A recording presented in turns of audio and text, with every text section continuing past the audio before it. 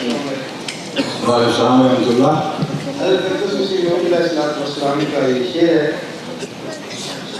تیرے منہ کی ہے قسم میرے پیارے احمد، تیرے منہ کی ہی قسم میرے پیارے احمد، تیری خاطر سے یہ سب بال اٹھایا ہم نے۔ تیرے منہ کی قسم اے میرے پیارے احمد ہے، میرے پیارے ٹھیک ہے، تیرے منہ کی قسم میرے پیارے احمد، درست ہے جی، تیری خاطر سے یہ سب بال اٹھایا۔ ٹھیک ہے۔ یہ قسم کے بارے میں تو ہم سنا کہ صرف اللہ تعالیٰ کی قسم کھائی جاتی ہے، اور اکثر غیر علمی دوست سے پوچھتے ہیں کہ اس قسم سے کیا مراد ہے؟ جو قسم اللہ تعالیٰ کی کھائی جاتی ہے، اگر خدا تعالیٰ خود دوسری چیزوں کی قسم کھائے تو پھر کیا مولویوں کا کیا خیال ہوگا؟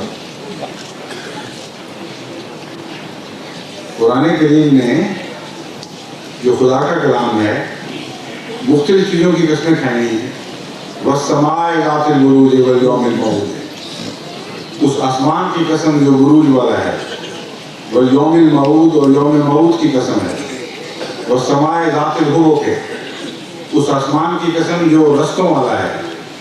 تو مولوی سے پوچھیں کہ خدا جب لوگوں کی قسمیں کھا رہا ہے تو خدا کے بندے کیوں نہ کھائیں؟ مفہوم سمجھنا چاہیے۔ وہ جو قسم ممنوع ہے دراصل خدا کے سوا معبودان باطل کو گواہ ٹھہرانا منع ہے، اور واقعاتی گواہی جو ہے وہ اس میں اس کی قسم کھانا منع نہیں ہے۔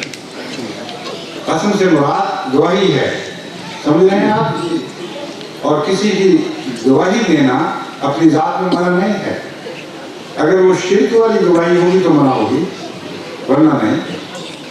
حضرت محمد رسول اللہ صلی اللہ علیہ وسلم کی روحوں کی قسم کھانا شرک کے معنوں میں نہیں ہے، بلکہ ان معنوں میں ہے کہ تیرے منہ کا حسن گواہ ہے کہ ہم تجھ کے عاشق ہو گئے۔ حضرت محمد مصطفیٰ، حضرت محمد مصطفیٰ، حضرت محمد مصطفیٰ۔ میں اس قسم